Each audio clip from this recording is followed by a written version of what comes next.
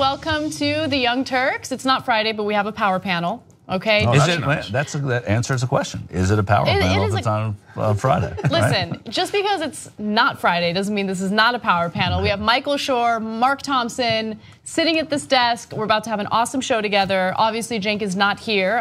He will be out for the majority of the week, I believe. But that's okay, because we're still going to have an awesome show. Love it. Yeah. That's the kind of show I like. Yes. One without Cenk. Oh, well, that too. Yeah. Well, later on in the show, we will definitely discuss what went on during the highly politicized Emmys. Kellyanne Conway is not happy about it, so we'll discuss that in hour 2. But in hour 1, there are some updates on what's going on with the Russia probe. Also, the repeal efforts for the Affordable Care Act are not dead. Okay, Senate Republicans are attempting to repeal and replace the Affordable Care Act again. I'll give you the details on that. And then later on, another tweet that Trump put out there that condones violence. We'll tell you what it is and more. All right, so let's get started.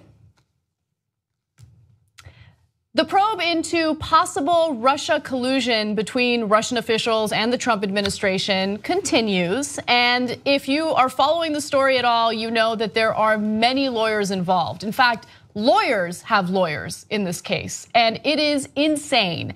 And so the recent update on this whole issue has to do with the lawyers feuding with one another and disagreeing with how to proceed with requests for documents and cooperation in order for the special counsel to complete its investigation. Now, interestingly enough, Ty Cobb, who is one of the White House lawyers involved in this case, was at a steakhouse in DC that's well known for its appeal to New York Times reporters. Usually New York Times reporters are there, they're eating, they're talking. And so if you're going to have a steak there or if you're going to have a meeting there, it's probably best to not discuss confidential information or confidential issues within the White House. But that's what Ty Cobb did. He was there with John Dowd, who is Trump's personal attorney. And there were New York Times reporters present. They did overhear parts of that conversation, and we're gonna give you the details right now.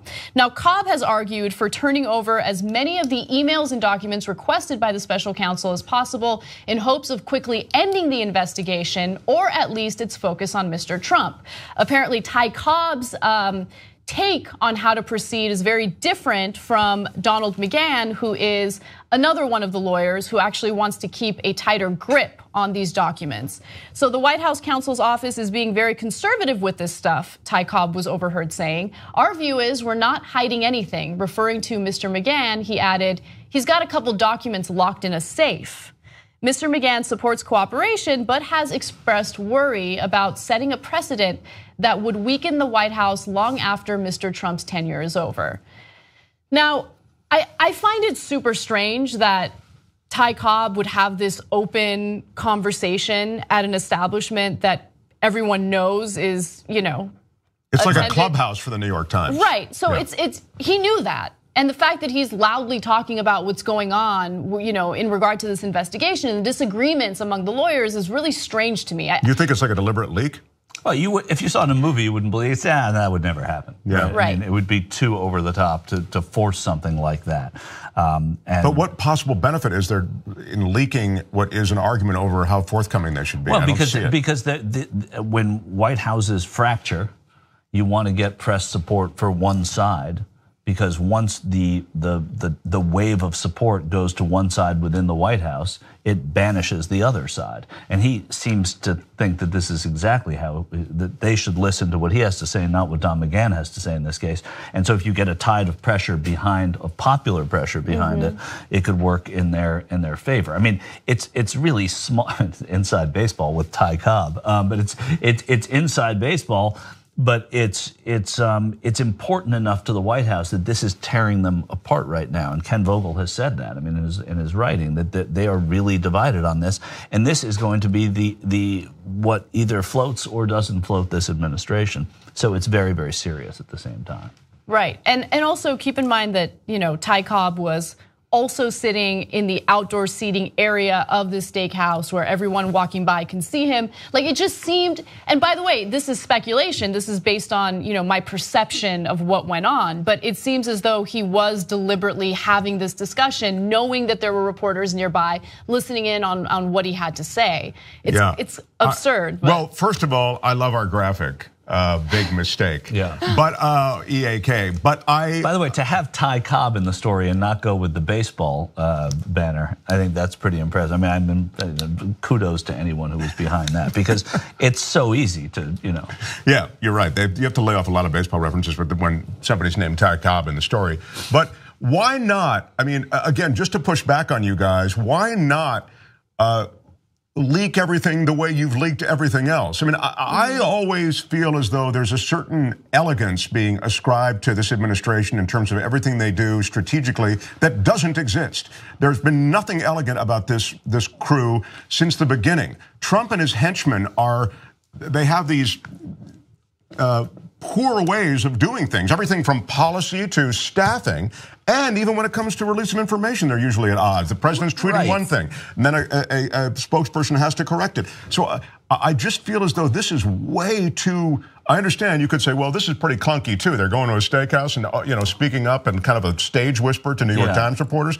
But still, it strikes me as, why not just leak it the way they've leaked everything else? Because Ty Cobb was brought in to do something different.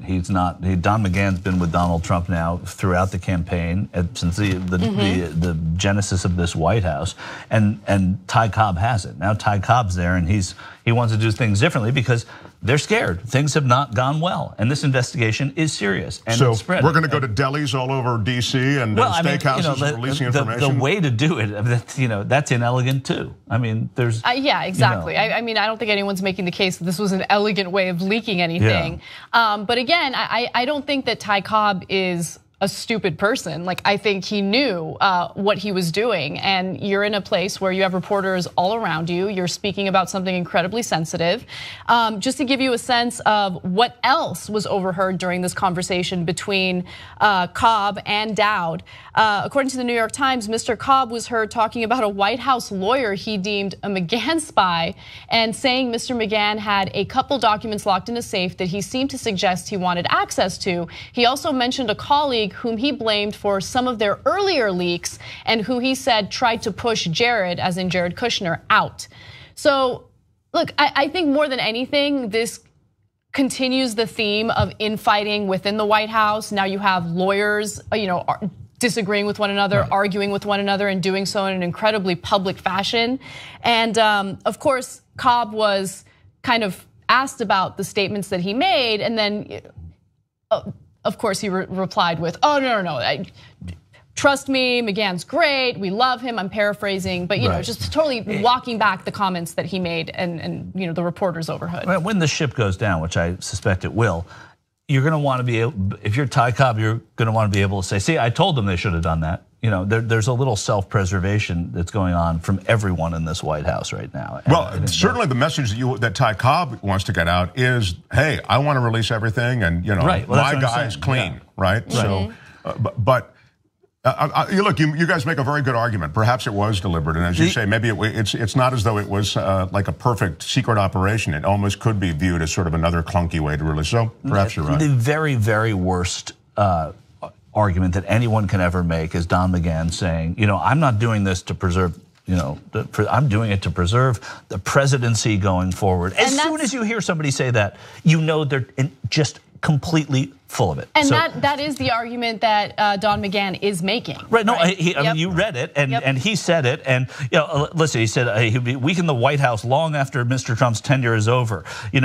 There's no White House staffer who cares about the next president at all. This whole we have to care. I mean, I just don't believe that at all. I mean, yes, there are seasoned political professionals who respect the position and the glory of the White House. Not a lot of them anything to do with this administration. No, I was going to say, but if you really care, that's what I was going to. If you really cared about the White House going forward, you wouldn't have worked your ass off for a year and a half to get Donald Trump elected, which is what Don McGahn did. So that's just a crock. And also keep in mind that some of these lawyers are now being called to testify. They have hired lawyers of their own in response to that. And so there's a ton of lawyers involved in what's going on.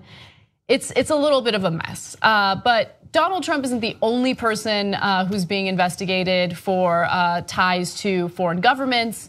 There is, of course, Michael Flynn. And so I want to pivot over to that portion of the story. Trump's former national security advisor, Michael Flynn, is now setting up a legal defense fund because the legal bills pertaining to the investigation that he's facing, not just by special counsel Mueller, but also by the Pentagon, has become so expensive that he needs some help paying some of those bills. So his siblings, Joe Flynn and Barbara Redgate, say the costs have placed, quote, a tremendous financial burden on our brother Mike and his family and are becoming more than he can afford. And so when they set up the fund, they made it clear that they would not be receiving or accepting any donations from anonymous individuals or from foreign governments or foreign individuals, which is hilarious because the whole reason why Flynn is in this mess to begin with is that he worked for foreign countries, received foreign payments, and then failed to disclose those payments. Now, let's go to graphic 9. The defense fund also indicates that the enormous expense of attorneys' fees and other expenses far exceeded their ability to pay. To help ensure that he can defend himself, we have set up a legal defense fund, and we are asking Mike's supporters, veterans, and all people of goodwill to contribute whatever amount they can to this fund. So just to give you guys a little bit of a refresher in terms of why Michael Flynn is in so much trouble. So I went back and I looked at all the different, issues with funds that he accepted from foreign governments. So first of all, he was paid more than $65,000 by companies connected to Russia in 2015 alone. And this was all part of a company that he owned known as Flynn Intel Group, Inc., along with his son, by the way, who is now also part of this investigation. I mean, $65,000, just to interrupt. For Michael Flynn, that's not a lot of money. Yeah, but there are bigger numbers coming. I hear that. I'm saying, and so keep listening. So these are, by the way, these are all payments that he received but did not disclose. Right. So it's a big problem, especially when you go through, confirmation hearings when and all that. You perjure yourself by not doing that. That's implicit perjury. Well, and by the way, just what Anna's saying, it was such a big problem that they dumped Michael Flynn. This administration, they don't dump anybody for working the edges, if you want to be kind. Right. So that they dumped him. Please continue. Yeah. So he also received funds from a company tied to the Turkish government and wrote a pro-Erdogan, that's the leader of Turkey, pro-Erdogan piece in The Hill on election day. Now that was particularly amazing because early on, he was actually very critical of Erdogan and what's going on in Turkey right now. There are people who are arguing, hey, Turkey was much more secular. Erdogan comes in and he starts pushing for more, Islamist policies and extremist ideas. And so he was critical of Erdogan before, and then all of a sudden he starts receiving payments from the Turkish government or organizations tied to the Turkish government. And he writes this op-ed piece in The Hill saying like, oh no, we got to protect Erdogan, he's great. Okay, we got to go after Gulen, who's a Turkish guy who's in the United States and is very much against Erdogan. And Turkey is trying to get Gulen into Turkey so they can make him face some consequences. Flynn also received $530,000 in similar lobbying work prior to the election that he did not disclose. This is lobbying work for other governments, not for the United States. He was also paid $45,000 to give a talk at an RT gala, that's Russia Today. He didn't disclose this payment when applying for security clearance, which again is something that you are supposed to do by law. So he broke all of these laws based on what we know so far. Obviously, he hasn't been convicted of anything yet. And I find it so funny, especially if you think back to the RNC and this speech that he gave. Lock her up, that's right. Yeah, that's right, lock her up. I'm gonna tell you what, it's unbelievable, it's unbelievable. Lock her up, lock her up.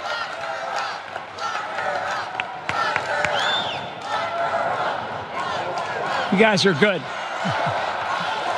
Damn right. You're exactly right. There's nothing wrong with that. You know why we're saying that? We're saying that because if I, a guy who knows this business, if I did a tenth of what she did, I would be in jail today. How about times 10? What would it be then? Yeah, right. Yeah. I mean, and the you vitriol. You can. That is what strikes me. In addition to it being manifestly untrue, right? He knows what the hell he's doing here. But I love that's a great setup. But the vitriol, that hate that we saw on the campaign trail. I mean, there it was. I mean, he just cranked the burner up to high. Yeah, he did. He did, and it's, in retrospect, obviously you watch that speech, and it's just such a clear example of projection. To say lock her up when you yourself have received, you're a foreign agent. He had to register as a foreign agent. Okay, you're receiving money from foreign governments, and you are allowing that influence to, to change the way that you write your op-eds, to kind of influence American politics based on the money you're receiving from other countries. Yeah, you're a bought and paid for opinion. That's right. And that's an issue. And so, look, when I say he broke these laws, I should have said allegedly broke these laws, because again, he hasn't been convicted of anything yet. But based on what we know so far, it's not looking good for him. No, it hasn't looked good for a while. And yeah, that was one of the most, I've seen a lot of convention speeches in my dull life. And I would have to say that was one of the most jarring speeches. I mean, we were there. Were you there? No, I wasn't there. I was just watching. I just couldn't believe that speech when I heard it. And now I love watching it. I love watching it when these people are caught for being exactly who they are. And yeah, I think that something's going to happen where they're going to lock him up, and we're going to play that, and it's just going to be a joy. I mean, it's fraud, it's hypocrisy. Now the question of locking him up, he could make some kind of plea agreement, of course. I still think, wouldn't the president intercede to make sure that he doesn't actually get locked up? Well, I mean, but you can't intercede until there's something upon which to intercede. Right, yes, so presumably, but that you would presume too. It depends. Would the president intercede? Not if the way that Michael Flynn gets out of this is by talking about what the president did do and did know to Robert Mueller. That's right. So he might not be somebody that the president wants to intercede on behalf of. And I think that's a big part of it too. And remember, Flynn had suggested that he would cooperate and that he would, disclose some details that investigators wanted to know if he was granted full immunity. They refused to give him full immunity, and so, obviously things are a little different as a result of that. But what I also find interesting is that he continues to plead the fifth. He refuses to testify. He refuses to give any statements and really cooperate with the investigation. So, but Mueller has found ways around that by going to his businesses and going to his associates, and it's closing in on Michael Flynn. For sure. He's got a trail of checks from foreign governments that alone would just absolutely encircle him and put him in real jeopardy legally. Yeah. All right, guys, we are going to take our first break. When we come back, we will read your tweets, #TYT Live to tweet to us. And later on in the show, we will get into Iran's nuclear deal and whether or not Trump is planning on scrapping it and more. Stick around.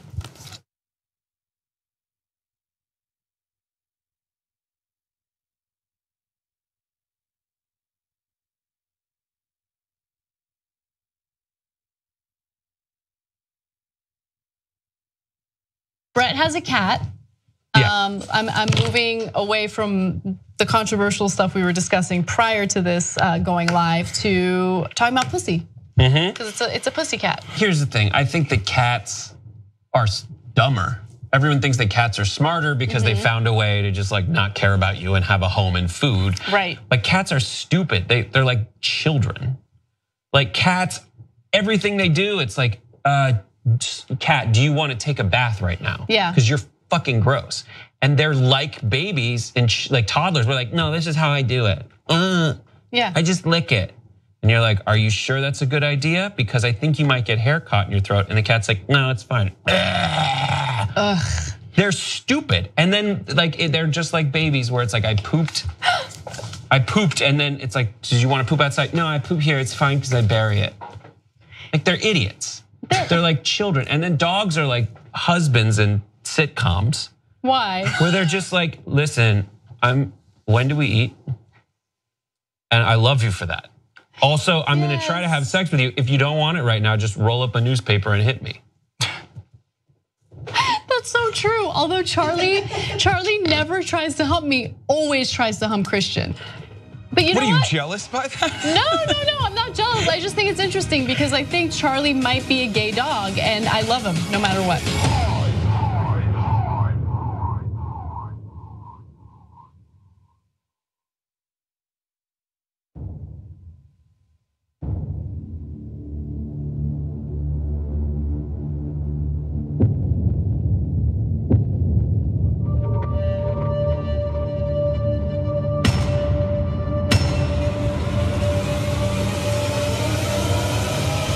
Been easy for me. I started off in Brooklyn. My father gave me a small loan of $1 million. All my life, I was told no. You said I had small hands. They're not smaller. I never heard that one before.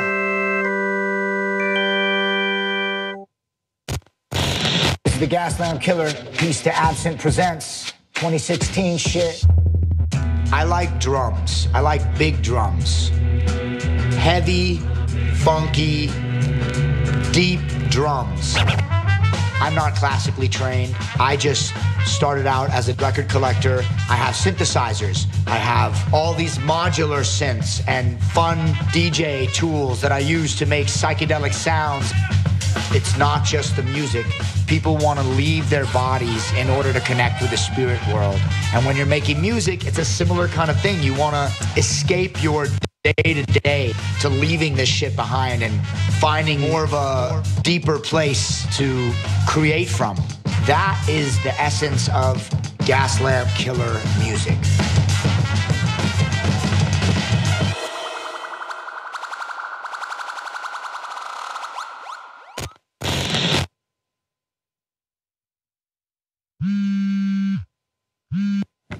Hey, Cenk, what's up? Aaron, I'm reading some of the comments on a YouTube video I did. What's a cuck? Go.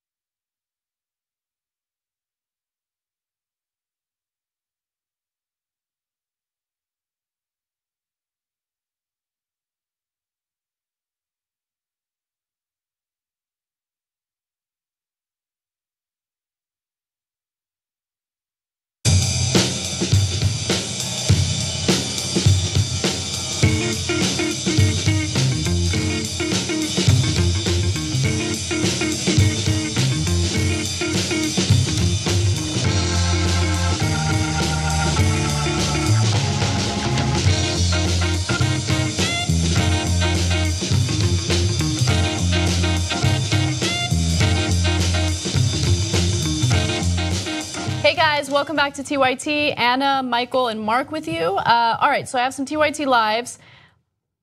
Davey M says, I'll have some sensitive information with those fries. Like it. Gabby says, wait, Michael Flynn needs help paying for his lawyers. Whatever happened to Republican personal responsibility? I mean. Oh, good point. Exactly. Yeah. The old legal, who gives to a legal defense fund? It's especially for a guy who's making hundreds of thousands of dollars from foreign government. Right. This guy's awash in foreign money, and the idea that he needs to have like a GoFundMe campaign. Please. Yeah. Joe Flynn and Barbara Redgate, his siblings, is saying that it's put such strain on him. Amazing. Yeah. All right, let's move on to some foreign policy news. Donald Trump has suggested on several occasions that he plans on scrapping the nuclear deal that the United States made with Iran. Of course, this has to do with Iran enriching uranium and how a deal was struck during the Obama administration between the US and Iran to kind of scrap that enrichment program. Now, Donald Trump and Republicans haven't liked that program. They believe that the US has received the short end of the stick. In fact, here's Trump explaining just that in the next video. I don't think Iran is in compliance. We wrote them a very tough letter to the, as you know, to the Congress. I personally don't think they're in compliance, but we have time. And we're going to see. We also put down a lot of defaults or potential default situations. I don't think they're living up to the spirit of the agreement. I think it's a horrible agreement, but they are not in compliance with the agreement, and they are certainly not in the spirit of the agreement in compliance. And I think you'll see some very strong things taking place if they don't get themselves in compliance. Okay, so they are in compliance. That's according to the UN's nuclear watchdog, which is obviously keeping an eye on this. And I never understood why Republicans have been against this. Is it because they want to invade Iran? Like, do they want another war? Is that what they're calling for? Because they did exactly what we asked them to do. They've been doing exactly what we asked them to do. So let me give you the details. First of all, keep in mind that the US has just extended sanctions relief for Iran as part of the 2015 nuclear agreement, which Trump has described as the worst deal ever, okay? Right. So we imposed sanctions on Iran because of the fact that they were enriching uranium. Then we came to a deal where they would stop enriching uranium for nuclear purposes, and we would get to do all sorts of things like constantly check in on them and make sure that they're not hiding an enrichment program that we're unaware of. Now, the next major deadline, let's go to graphic 16. The next major deadline comes in October when Trump will decide whether to certify that Iran is complying with the agreement known as the Joint Comprehensive Plan of Action. If he does not, Congress has 60 days to decide whether to reimpose sanctions waived under the deal. Now, under this Iran deal, just to give you some details and let you know just how invasive it is for Iran, and again, they are complying, Iran is required to provide inspectors from the UN's nuclear watchdog access to monitor its declared nuclear facilities. Every 90 days, the US president must certify to Congress that Iran is keeping up its end of the deal. And again, the International Atomic Energy Agency, the UN's nuclear watchdog, says Iran is complying with its commitments under the deal, including inspections. What is the issue? Why do we keep going back to criticizing the Iran nuclear deal? I mean, if you want to invade it and you want to go to war, then I can see why you don't like it. But if they're complying and they're not enriching their uranium for nuclear use, then what is the issue? Well, the issue is that it happened beforehand, before this deal ever started. He just hates everything that Obama has done. Right. That's Obama and Netanyahu, in order to have his friendship from the very beginning, has said this is a bad deal. He said it all throughout Latin America leading up to this United Nations General Assembly. He will say it again.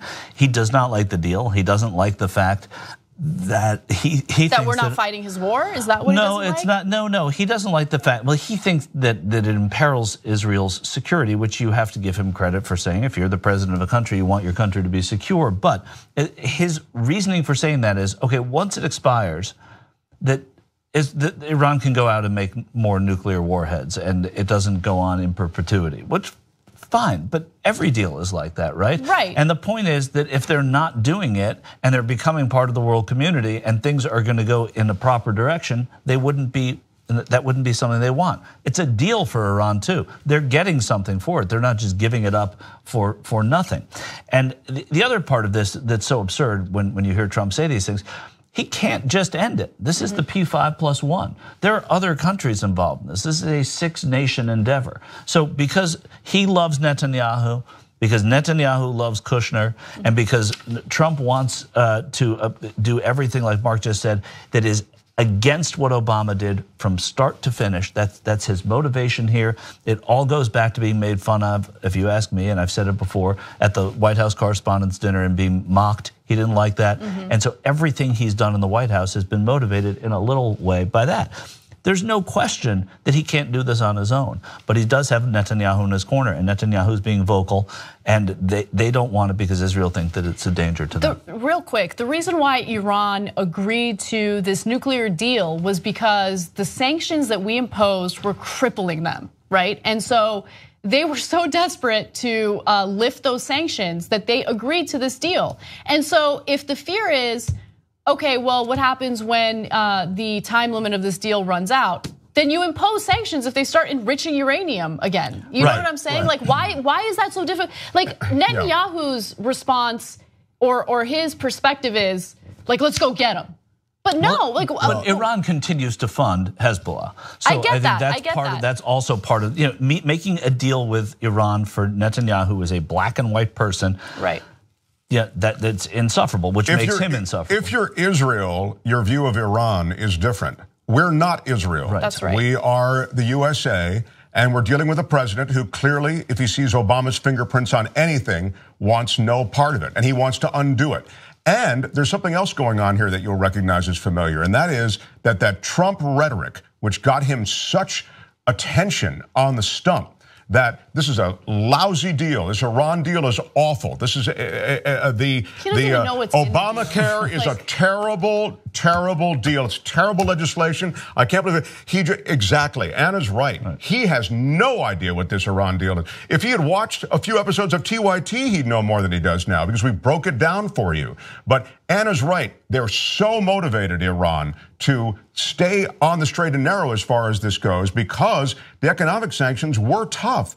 Sanctions do work. This is a great example of that fact. And so I don't understand. I understand the tough rhetoric because that's all he does. And that appeals to his base and all of that crap. But you're right. This sort of, it borders on saber rattling that he does. I think he feels empowered by it in the moment, but the damage is significant. And in this case, it has the additional virtue of not bearing any relationship to what's going on. As you say, Iran actually is already following this deal. That's right. And so if Trump matched his tough talk with details of what he believes is bad about this deal, then maybe I'll be a little more receptive to it, right? But it doesn't even seem like he knows what the deal entails. He's never specific about it. All he does is tear it apart and say that it's a bad deal. But bad deal for whom? Like, we're getting exactly what we want, which is Iran stopping their nuclear program. So what more do you want? And again, look, his rhetoric has real ramifications because the way he's handled North Korea so far, has led to fears that things are going to escalate. Things are going to get bad with North Korea. We could potentially engage in some sort of nuclear war with North Korea.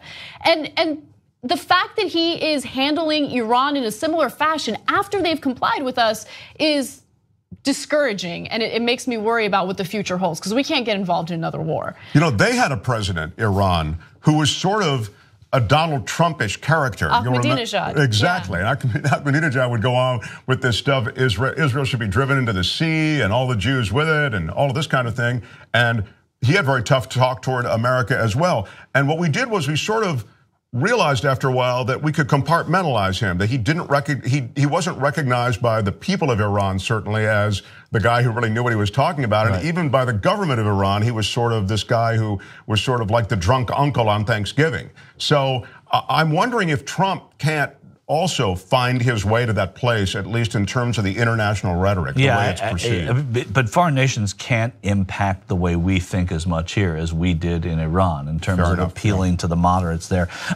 Although, I would think that the foreign ridicule would resonate with some people here, but it doesn't, So I don't know. It would be great because the analogy is strong, but I don't see it happening here in the same way that it happened there. And you're right, though. I mean, that's something to remember is that they got a new leader and Netanyahu and the way that Israel looks at that. Now, you make a good point. I mean, we are different than Israel. Israel does have their very, very legitimate reasons for not trusting anything that Iran does at any time.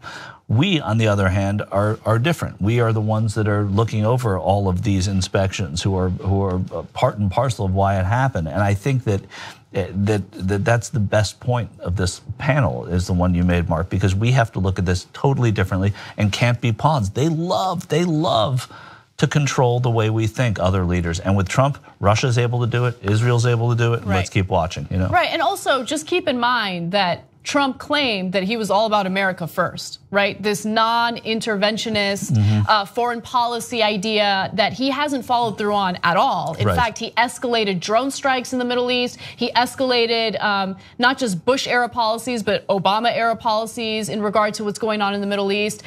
We're fighting Saudi Arabia's war in Yemen. I mean, how many of our resources are we going to go ahead and utilize for wars that we shouldn't be involved in? And that's what I'm concerned about here, right? I get it. Israel has legitimate concerns. We're not Israel. Right now, Iran is following through with their portion of the deal. And I don't know what Trump is going to plan on doing in October when that decision needs to be made.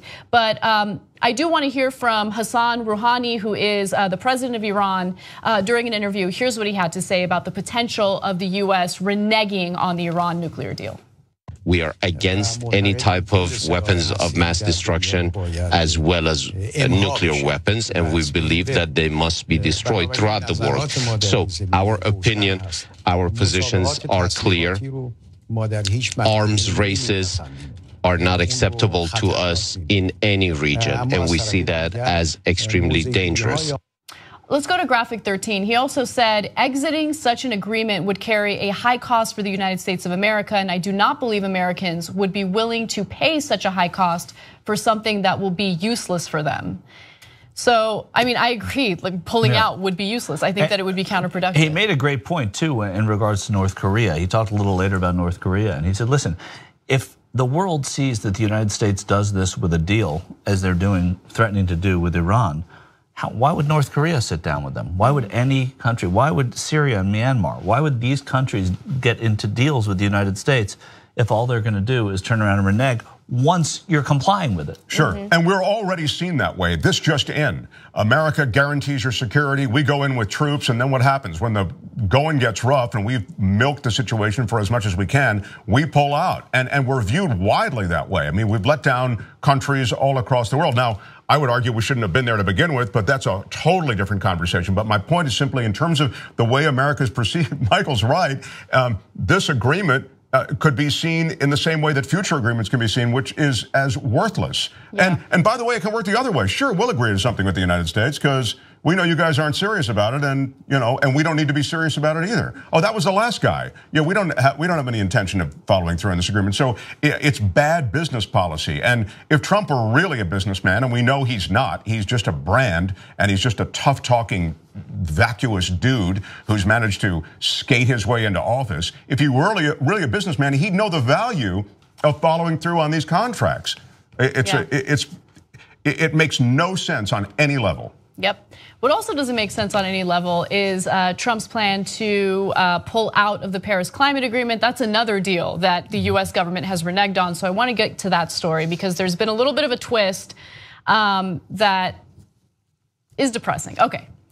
So earlier this year, Donald Trump claimed that he would pull out of the Paris Climate Agreement. Now, Donald Trump's a little bit of a wild card because he goes back and forth on issues several times. And so recently, there was a European diplomat who told reporters that it seemed as though Trump had softened on his stance in regard to the Paris Climate Agreement, meaning that maybe there is a possibility that the US will not pull out of that agreement. Well, unfortunately, Gary Cohn, who is Donald Trump's economic advisor, has just spoken out about this issue, and he says, no, we're definitely pulling out of the Paris Climate Agreement. He said that consistent with the president's announcement in June, we are withdrawing from the Paris Agreement unless we can re-engage on terms more favorable to the United States. This position was made very clear during the breakfast. Okay. Every country gets to set its own policy on this, right? So it's not like all of these countries got together and the European Union pointed fingers at the United States and said, yo, you need to do this and you need to do that. And you need to cut carbon emissions by this much. No. Every country sets its own goals. There's no international, cop who comes in and does something to you if you don't follow through on your own goals. That was one of the big criticisms of it ahead of time, was that there was, really no one's going to hold your feet to the fire if you, as a nation, don't meet, as Anna says, those voluntary goals. I mean, it's so crazy. And so every time Donald Trump wants to renege on some sort of agreement that the US has made with other countries, other foreign countries, it's always about, oh, it's a bad deal, it's a bad deal. But in this case, it's not really a deal. Again, it is a set of goals that each country has adopted in response to climate change. He just doesn't believe in climate change. He doesn't take it seriously. So just be honest about that, okay? Don't talk about how it's a bad deal. You just don't care about climate change and you don't want to do anything about it. At least be honest about that. Well, that's true. But if you take it as a deal, which I agree probably isn't a deal, it's an accord. Even Rex Tillerson, right? Even Rex Tillerson, the head of ExxonMobil, said it was probably a bad idea to get out of this. Why? Because any businessman would know, except for the moron in the Oval Office, that if you pull out of this one, no one is going to sit down and negotiate with you later on. Exactly. You're not going to have that happen. And there are other accords and there are other deals that are going to follow this on climate, specifically on climate, that if you pull out of this one, no one's going to sit down and make a deal with you. Even Tillerson knew that. Tillerson, who's the face of the petroleum industry for a while, right? It's astonishing. Going back to what both of you were saying, what a bad businessman this guy is. Yeah, and by the way, it's funny, in the Tillerson remarks, he did mention greenhouse gases, which I loved, because you can't get these people to even mention greenhouse gases a lot of the time. So, wait a minute, greenhouse gases, what are you saying? That greenhouse refers to something. That's the greenhouse effect, which is warming the globe. So, by virtue of his reference, I was, again, amidst, as Anna says, this sort of depressing day when it comes to what's the bottom line on the Paris Accord, I was sort of encouraged by that. The other thing I wanted to mention was, this is another example of that tough talk on the stump that I was talking about before, now being the thing that drives policy. And that is what really concerns me on moving forward. I always thought that the tough talk is what you needed to get into office. Right. But then things would soften once we actually look at things and we really evaluate what things we can be tough on and what things we shouldn't be. And like the Iran deal, like the Paris Accords, these things are fine. There's no need. I mean, it was great that you talked tough about them on the stump, but now you're in. Now let's really evaluate things based on facts. To have his tough talk drive policy, like the wall. Yeah. I mean, I get it. Everybody gets in a fervor over the wall, but you didn't really mean you want to build an effing wall. But his tough talk, his rhetoric, is driving policy. This is horrifying to me. Well, and it's not just him. If you were out on the trail all through 2017, every Republican, they would open their speeches saying, the first thing I'm going to do in my first 100 days, that's Ted Cruz, tear up this Iran deal. Yeah.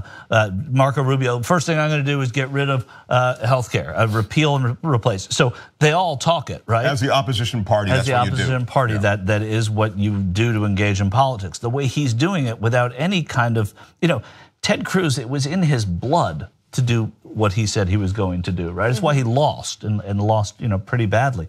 But you knew that he knew it, right? You knew that he understood it and he just didn't like this part of government.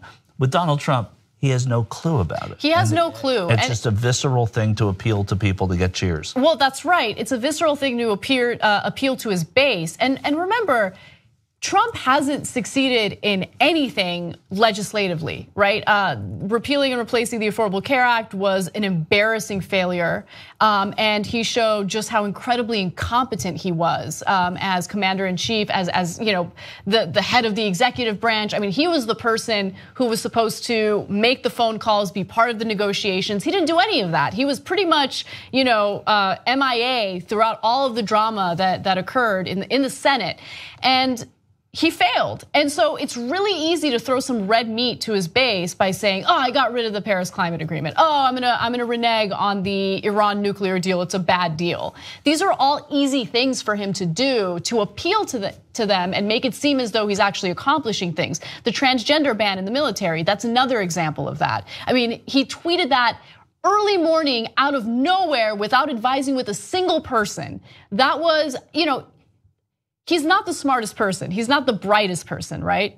But that was, in my opinion, a strategy. Yeah, well, that's the thing. At the end of the day, too, he's giving things, and the ones you just mentioned, Anna, the 3 or 4 that you just mentioned, he's giving things to Republican members of Congress to take back to their districts and say, hey, I voted for this, the president did this, I voted for this, I voted for this, I voted, and these are all non-controversial, issues amongst the deep Republican electorate, so that helps them. But again, that tweet, that drove policy, right? First the military said nothing, but then ultimately they've had to catch up with that rhetoric, which is with the transgender ban. So, it's not an endorsement of it, or that it's not totally frightening when these things do happen. But there is a political, it's for gain, and it's very safe for a Republican to do these things. You're right. All right, we got to take another break. Use the hashtag TYT Live to tweet to us during the break. And when we come back, we will give you the details on the new effort in the Senate to repeal and replace the Affordable Care Act.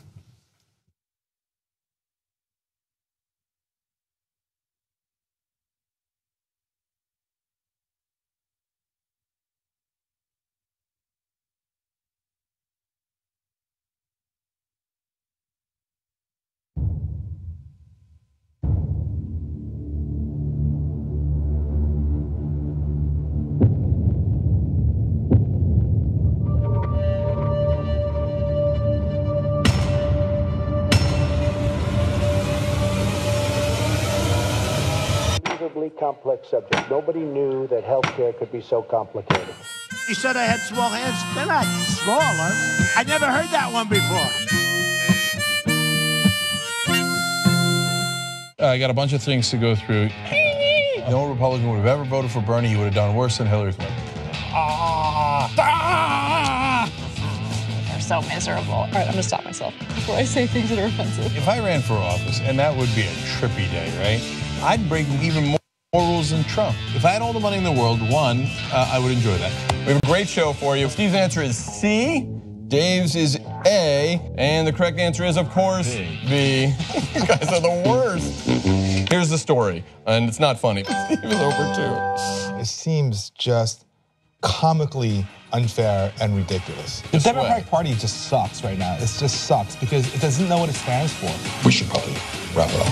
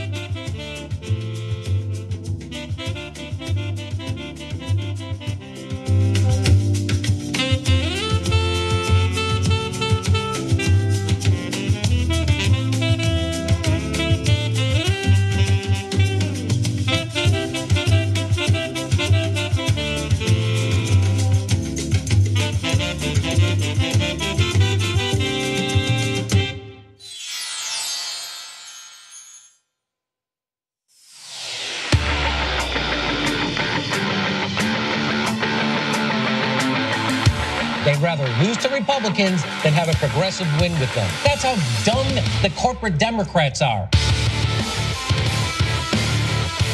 It's the Democrats who lull you to sleep, and at the end of the day, they're the ones who push the right-wing agenda.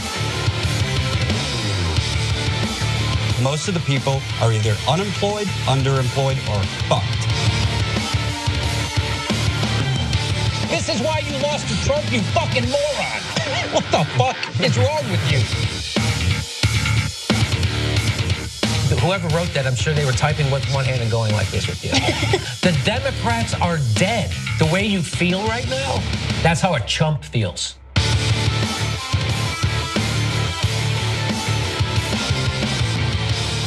Do not freak out.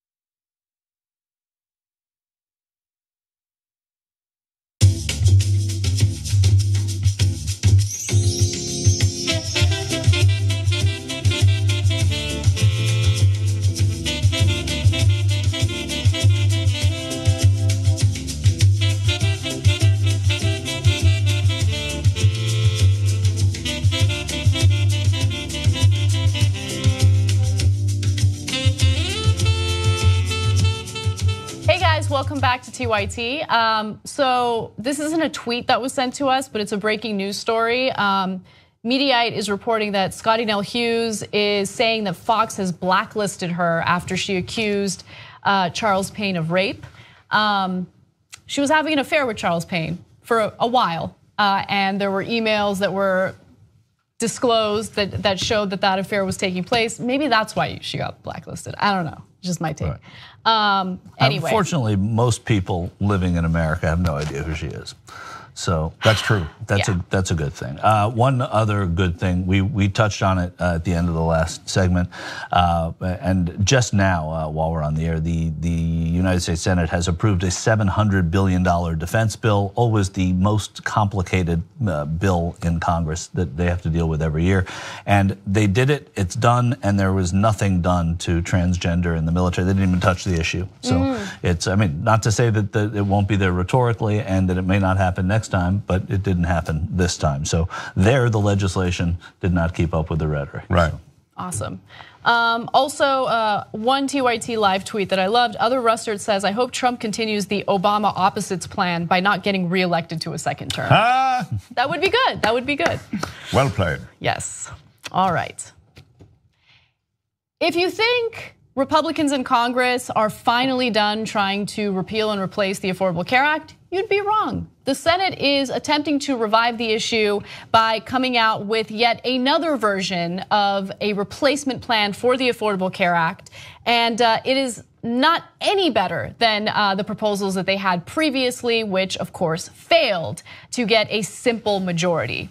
Now, according to the New York Times, if the Senate does not vote by the end of next week, it will become nearly impossible to repeal the law because the drive to kill the Affordable Care Act will lose the procedural protections that allow it to pass the Senate with a simple majority rather than the 60 votes that would otherwise be needed.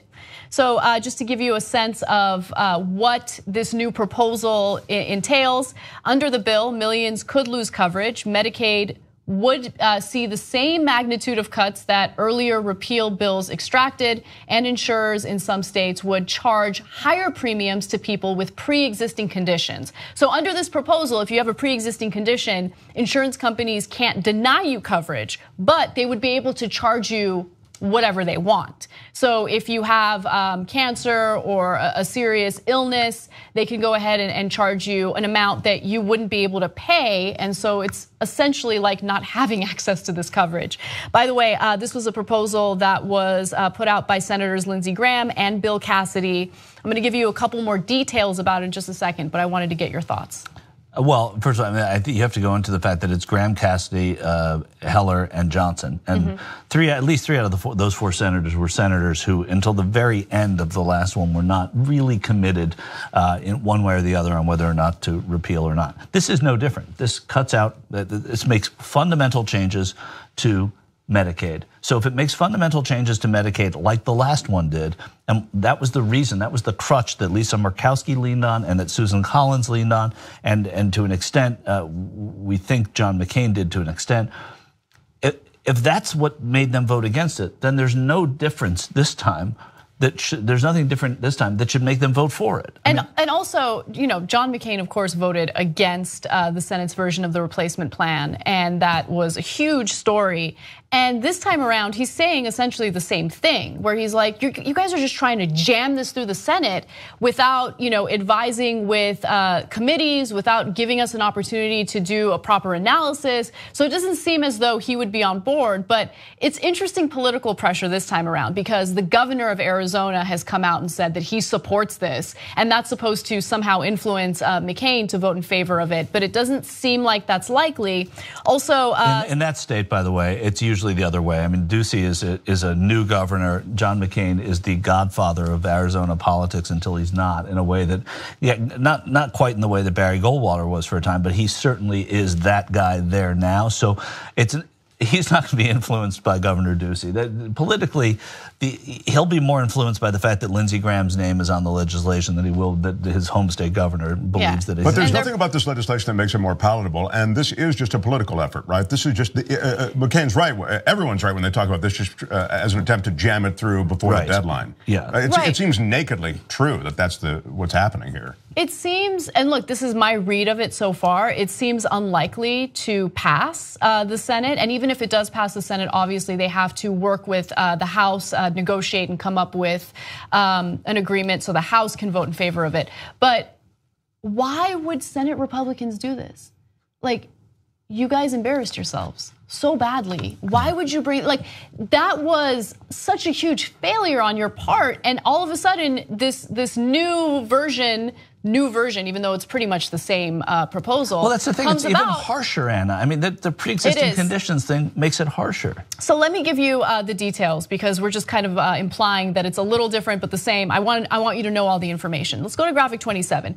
The new element is a block grant. Mr. Graham and Mr. Cassidy would give each state a fixed amount of federal money for health care and health insurance each year from 2020 to 2026. The allotments total $1.2 trillion over the 7 years. And so their argument is, we're going to give these states block grants and they can do whatever they want with that money. And it would lack certain oversight that's necessary to ensure that insurance companies don't take advantage of people, that insurance companies don't charge, insanely astronomical premiums for people who have pre-existing conditions. States would have sweeping new discretion over how to use the money, and they could receive federal block grant funds without putting up state money, so that would be an issue as well. The Graham-Cassidy bill would make deep cuts in Medicaid. It would end the expansion of eligibility under the Affordable Care Act, which has extended coverage to 13 million people. And finally, insurers would still have to offer insurance to anyone who applied, but states could obtain federal waivers allowing insurers to charge higher premiums to sick people or to omit some of the benefits they are now required to provide, like maternity care, mental health care, or treatment for drug addiction, which, by the way, I thought Republicans were very concerned about mental health care because of all these mass shootings that are happening in the country. Or do they only care about mental health care when there are mass shootings in the country and they want to distract us from any discussion about gun control? It's just the scapegoat that they like to latch onto for political reasons when it's convenient for them. But when push comes to shove, they don't care about funding actual mental health care. Yeah. No, I mean, it's stated so cleanly. Anna just laid it out so cleanly. I think if this were a superhero movie, you'd think, well, this is the evil cabal that has to be destroyed. I mean, if this were a superhero movie, you'd say, look at the outfit that Lindsey Graham's wearing. but then you'd say it must be an evil cabal. Fair enough. But I also, I mean, yes, you're right. Because of what she just read, it's even more clear, right? That this is not. This makes. You said Mr. Graham said it. Mr. Graham's bill makes deep cuts to Medicaid, right? And then they also talk about these, which is why they didn't support it last time. Then they talk about these block grants between X amount and Y amount of money going to these states. Well, you're not going to give the same amount of money to California as you're going to give to West Virginia. So then there's more government involved, right? This is the party that wants less government. Right. So how are we going to decide which state gets how much money? So we'll have more government involved. Well, they're not going to be involved in your care, but they'll be involved in telling you how much money you have to spend on your care. Yeah. So they're involved in your care. They're extremely involved in your care. It's ridiculous. And another thing I wanted to mention was, you mentioned how, okay, when it comes to these block grants, well, it doesn't make sense to give California and West Virginia the same amount of money. One of the arguments from Republicans in the Senate is, California requires so much more in terms of resources for health. Yeah, there's a lot of people living in California. It's a gigantic state. But they're illegally here, Anna. Come on, wake up. What the hell's wrong with you? Plus, they didn't vote for president. Then this is the real politically they didn't vote for president. The politically wonky thing, though, is that Dean Heller is this endangered Republican senator in now blue Nevada. You've been to Nevada, Mark. He is fighting for his political life. He voted for it last time. When it went down, he said, "No, we got to come up with something better." And so now it's become, of course, the bill, like so many bills, have a number of sponsors. But this is Graham-Cassidy. University, Heller Johnson, right? So Heller's not even out front, so he can't go back to Nevada and say he had anything to do with this. So I thought that was funny too, but maybe I'm the only one who thought that. All right, well, we'll keep an eye on this and see how it develops. But I mean, politically, I think it's a dumb move for senators. I don't know why they'd want to revive this embarrassment, but they're doing it. All right, finally, let's talk a little bit about Donald Trump's social media behavior. Over the weekend, Donald Trump retweeted a GIF or a GIF, regardless of how you want to say it. A gift. A gift, I guess, to those who condone violence. It was a tweet that essentially showed a woman who appeared to be Hillary Clinton getting hit in the head by a golf ball. Classy. So just to give you the background, he retweeted this GIF featuring a doctored video of him striking Hillary Clinton with a golf ball that was originally posted by a user named Fucked Up Mind. Great person to retweet if you're president. That user has posted many racist tweets about the Obama family, along with Islamophobic and anti-Semitic memes. Now, that's a description of it, but how about you take a look for yourself? This was the video.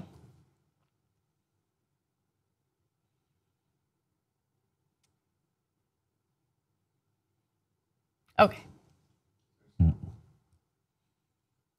So I usually don't like talking about his tweets because he's a child and I hate wasting time talking about how he's acting like a child on social media.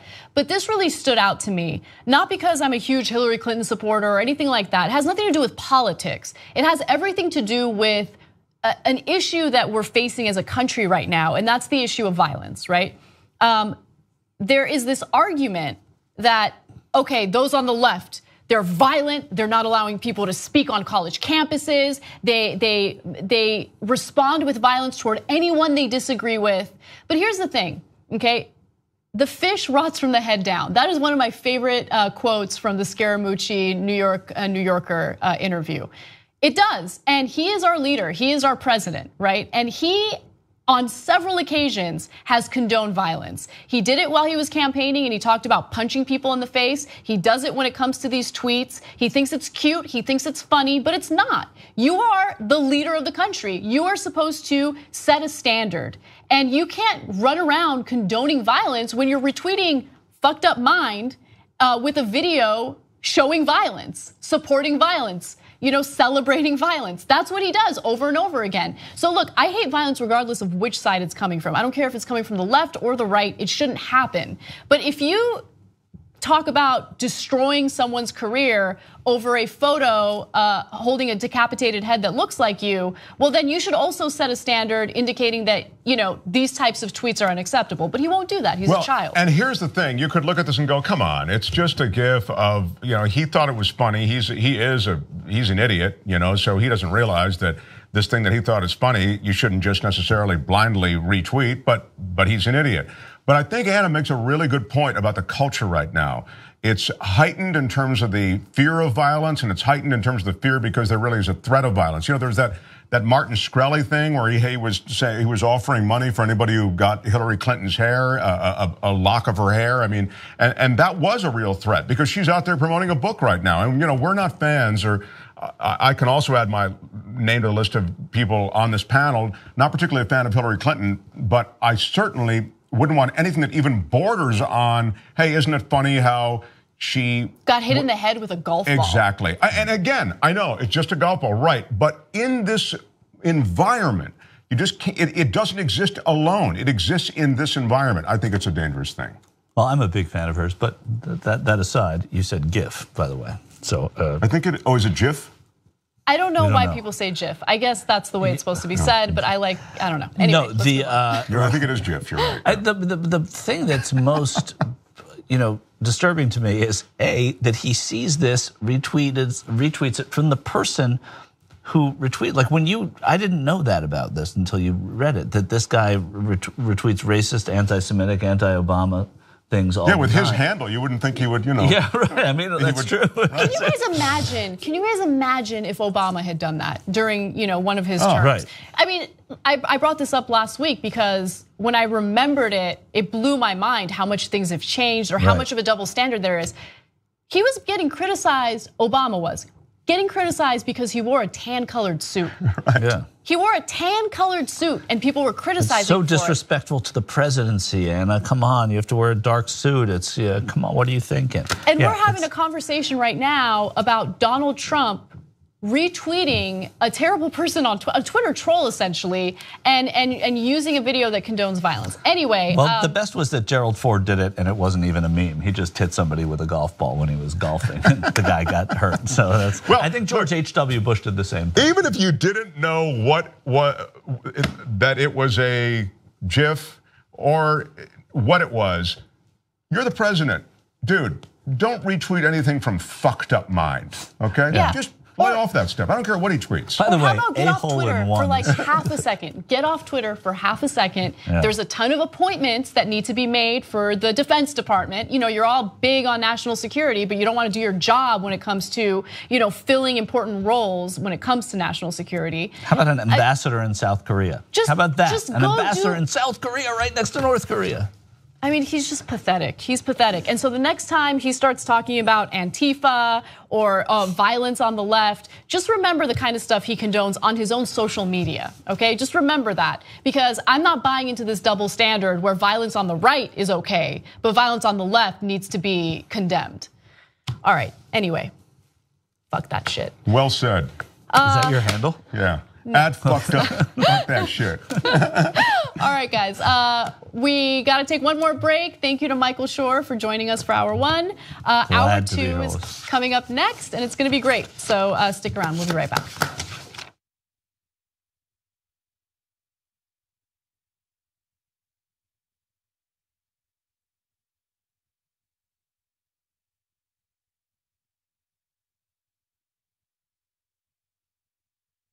All right, post game here in Studio B. It's the green screen magic of internet television. A lot of condom breaking stories. Any conversation that starts with marriage is an interesting thing deserves a little bit of. When the kid cries, perhaps that's that is an opportunity to do some.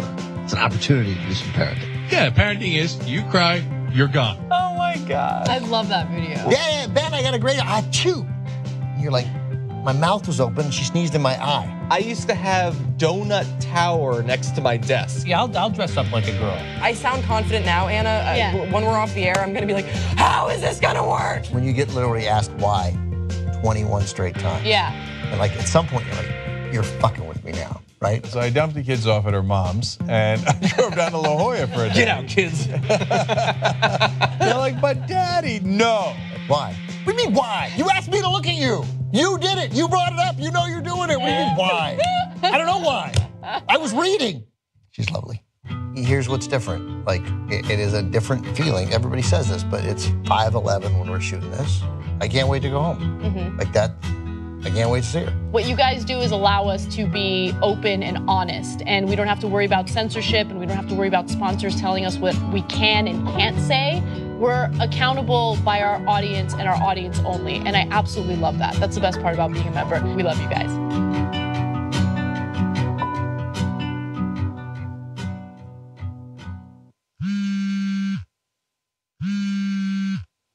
Hey, Jen, what's up? Aaron, I forgot my email password. What is it? PASSWORD.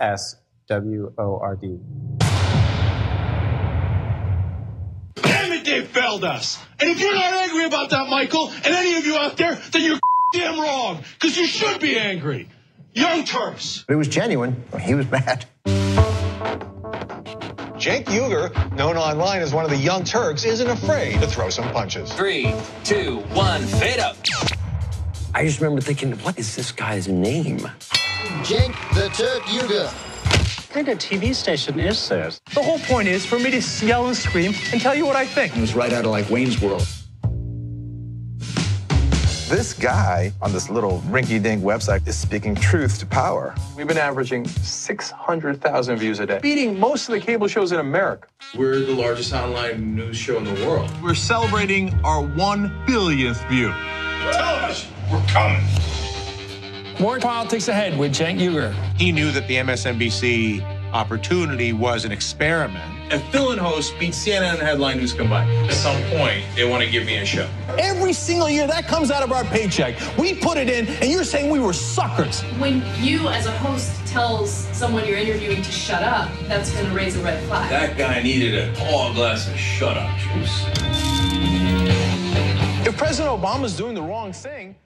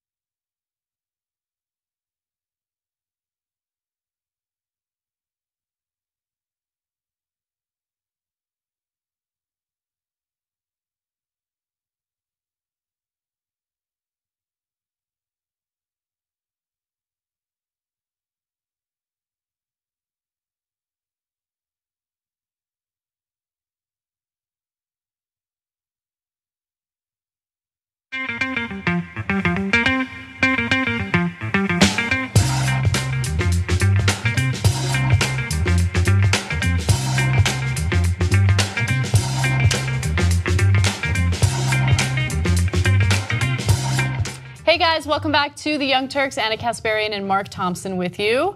What's going on, Mark? It's a big, I'm still in the celebrity shadow of the Emmys last night. We'll get to that, I know, and we'll talk about it because it's all political, but there was a lot going on in that Emmys ceremony. Yeah, I want to hear your thoughts. Yeah.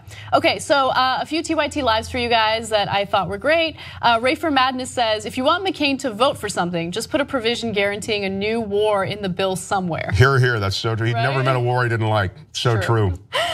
Christina Oak says, but I thought nobody has more respect for women than Trump. That is a statement he made, right? Of course, he never means anything he says. Also, super chat message from Caranola. You're grabbing a couple billion views sharp today. Oh, that's old. Never mind. Anyway, it just talks about But you are looking, grabbing a half a billion views sharp today, Anna. No, well, thanks. That was directed toward Cenk, who, by the way, last week was really killing it with his outfits. Cenk was? Yeah, I mean, when I say killing it. What t-shirt was he wearing that was killing it? That's the thing, he wasn't wearing a t-shirt. Oh, you're right then. Yeah. You know how I feel about the t-shirt. Underestimated. Combo. Yeah. All right, so we have lighter stories later on in the hour, but unfortunately we have to start with some pretty heavy reporting on protests that occurred in St. Louis. So let's get to that. The fourth day of protests began in St. Louis today over the acquittal of an ex-cop by the name of Jason Stockley. Now, Jason Stockley was a cop who shot and killed a 24-year-old by the name of Anthony Lamar Smith back in 2011.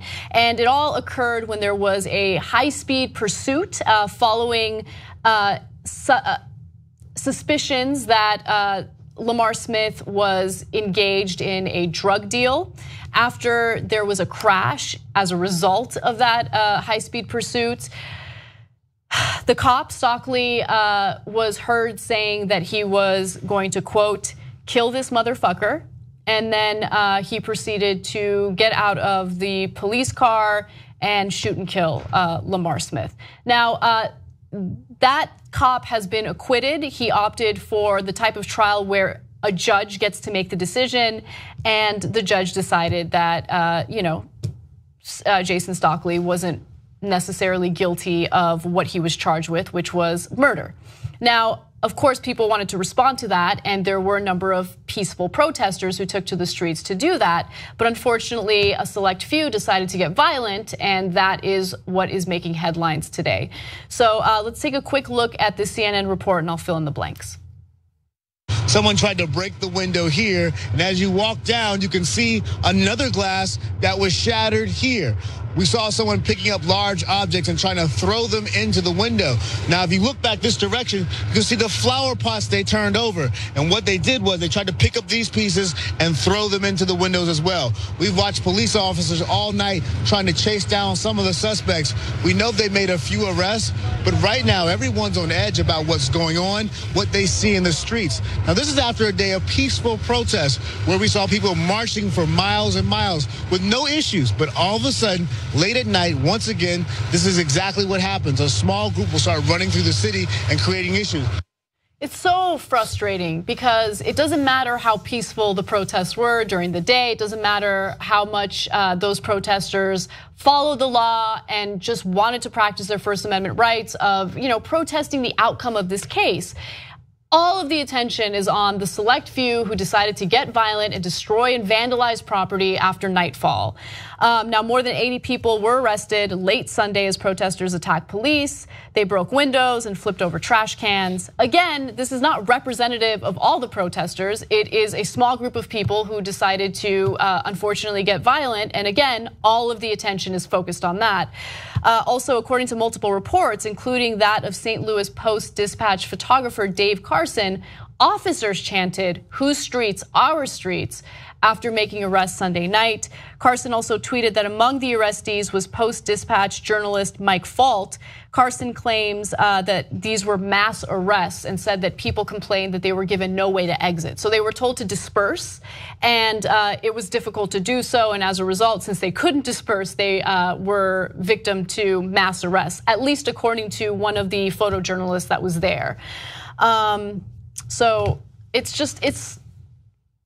just like the situations that happen in Berkeley when a conservative speaker shows up. If you want to protest the speaker, fine, but understand that people who get violent and who cause trouble you lose the moral high ground, sure. And whatever political message you're trying to spread, unfortunately gets hindered or destroyed by the select few who decide to get violent. And it's so frustrating. Yeah, I applaud the activism, and activism is something that I think we've lost sight of in this country. I mean, anti-war activism was in short supply before we got into Iraq. I think the kind of activism when it comes to these situations that arise all too frequently when a white cop is acquitted of violence to a black citizen who's been pulled over, and oftentimes these end up in sort of lethal confrontations. Activism is needed. But as Anna says, this activism that borders on violence and that, of course, does spill over into violence, it seems almost inevitably into violence, that only hurts the cause. Ferguson, which it's weird, Ferguson happened after this incident happened, even though this judgment came down after Ferguson, if you will. Right. So chronologically, they're sort of reversed. But Ferguson was one of those situations where you had all these people taking to the street, and there was violence, and there was, as I recall, and this is very high profile, you'll remember all the networks were on it, and the disbursement of that crowd was something that really became the focus of the story. Now, that situation had video associated with it, I feel, which maybe got people to sort of refocus on the facts. But I think the facts here are getting lost in what you're talking about, which is the violence that spills over from the activists protesting to begin with. Right, exactly. And every report that I've read says that during the day, the protests were largely peaceful. There were no issues whatsoever. At night, all of a sudden, a small group comes in and they cause all these problems. They vandalize, storefronts. It's just so incredibly stupid. It's so stupid. And who knows who they are? Are they provocateurs? Are they people who actually believe in, the political statement that's being shared during these protests? Are they just people who are looking for trouble and so they're, co-opting this?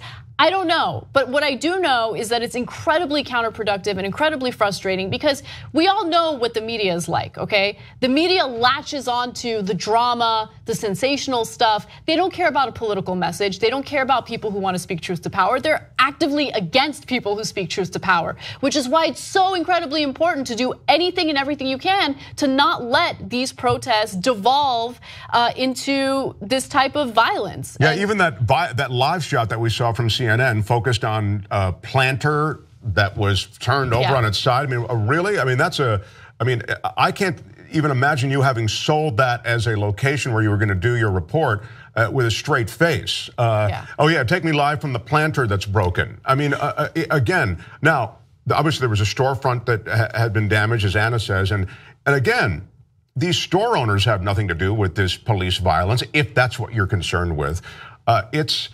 I think it is just people who are out for the mayhem of it. You know, I mean, that high that comes from just destroying shit, you know, and it's just so dumb. It's incredibly dumb. It undermines the entire process, but they're not really concerned with the process to begin with. Those who are, generally speaking, part of this. Right.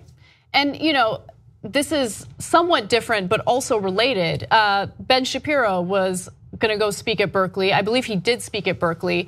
And the headlines prior to his speaking engagement were embarrassing. They were so embarrassing. Berkeley braces for Ben Shapiro. Berkeley shouldn't have to brace for Ben Shapiro, okay? I don't agree with Ben Shapiro on a number of things, but it doesn't matter if I agree with him or not. He should be able to go onto a college campus, a federally funded public college campus, and speak and share ideas. And instead of, you know, trying to meet speakers that you disagree with violence, and a lot of the protesters don't. They just want to protest, right? But for those who do want to use violence to protest, instead of doing that, which is incredibly counterproductive and makes you look foolish, why not share opposing views, right?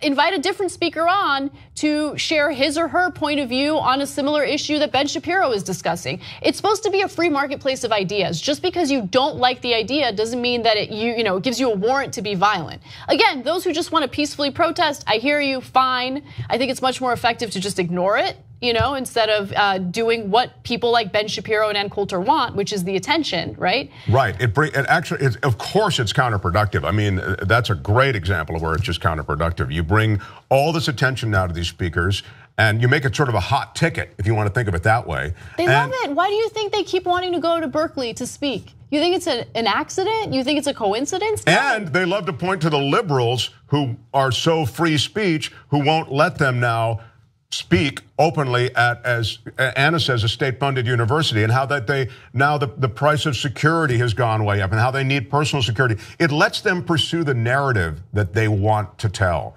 and so it hurts it and undermines the cause across the board. Exactly. All right, let's move on to the Emmys.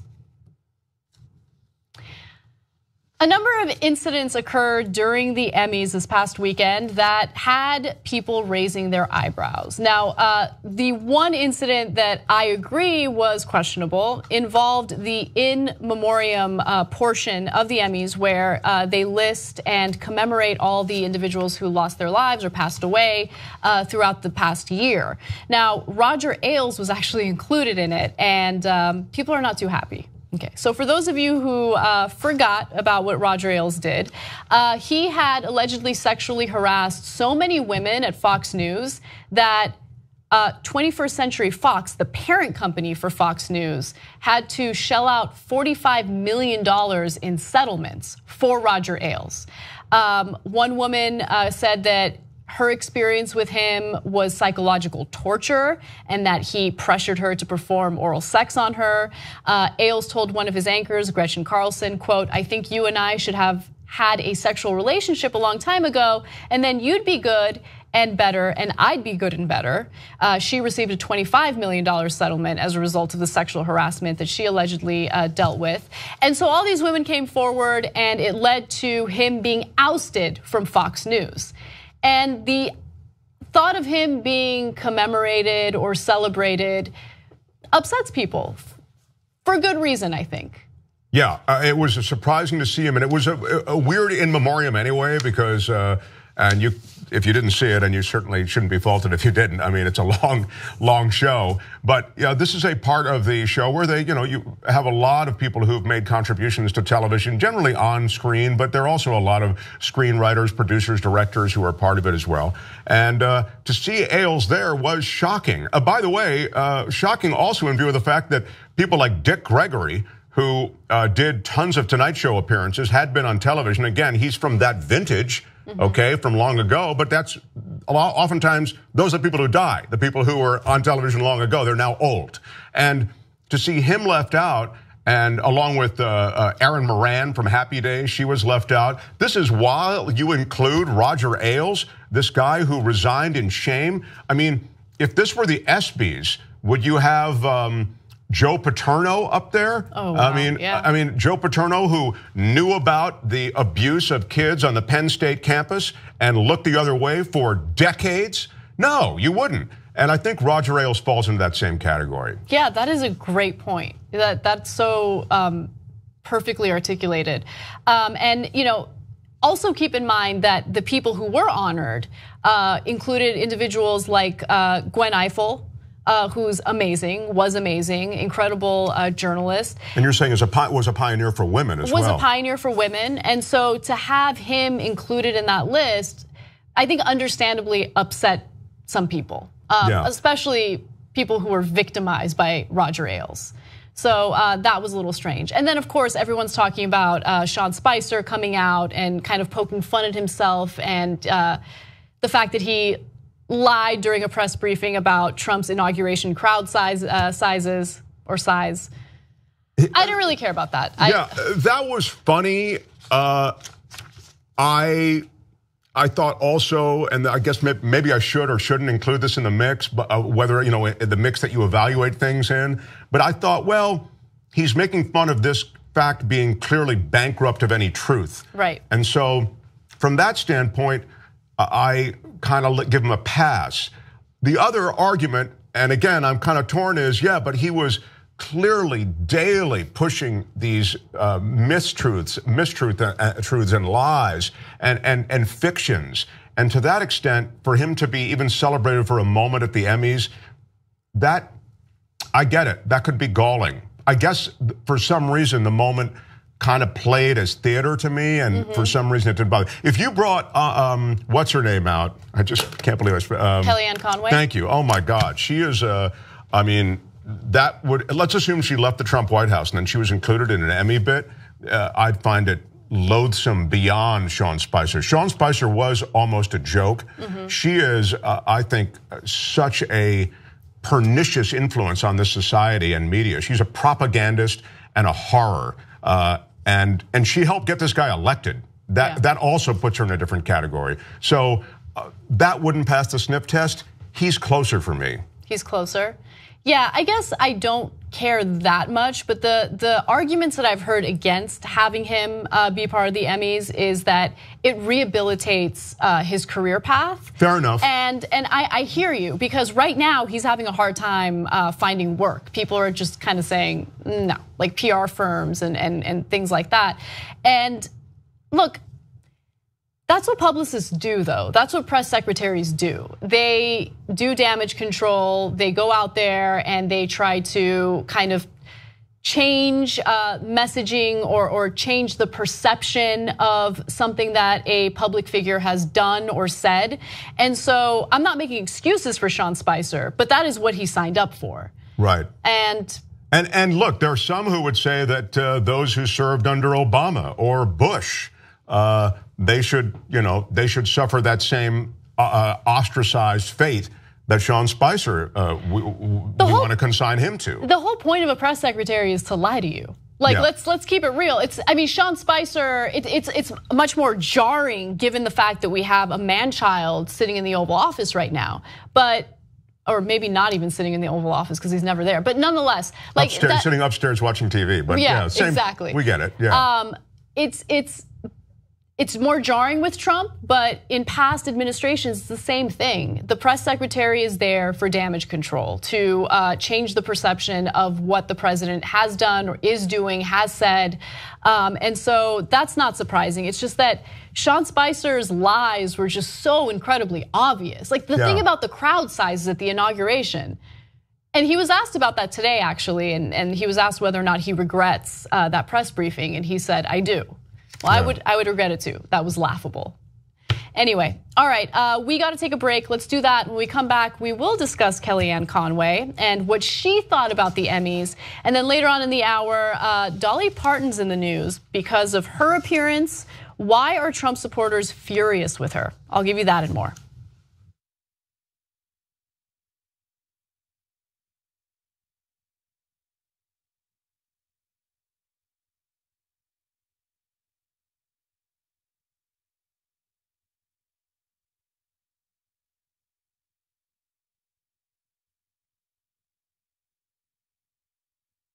I have decided that I'm going to get ripped.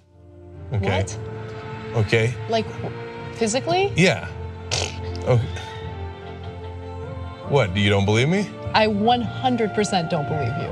I will get so ripped. Here's my prediction: that someone at TYT will say, "Cenk, you've got to stop working out." We're tired of you winning. So you don't believe me? Cenk, you don't have time to like do your daily duties for the main show. Duties. I don't even have time for your daily duties. Because what you guys don't know is how great my muscles already are.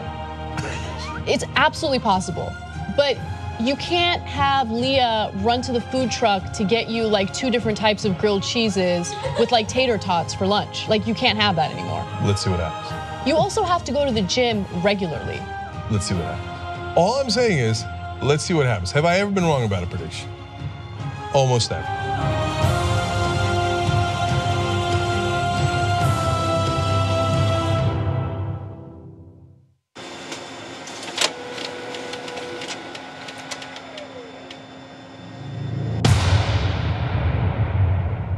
We talk about TYT Army being so strong. Usually they help us run our show. Now they're gonna help us run the country. Like this. It's time that we reclaim democracy for the people. We had a huge victory for Wolfpack. When Lincoln said this was a country by, of, and for, he said of the people, not of corporations. Our representatives don't represent us.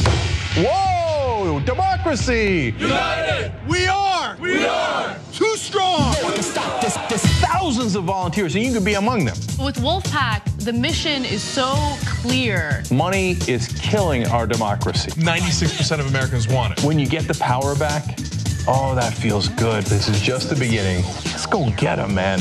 Up and at them. Knock, knock. We're coming for them! Wolf-pack.com.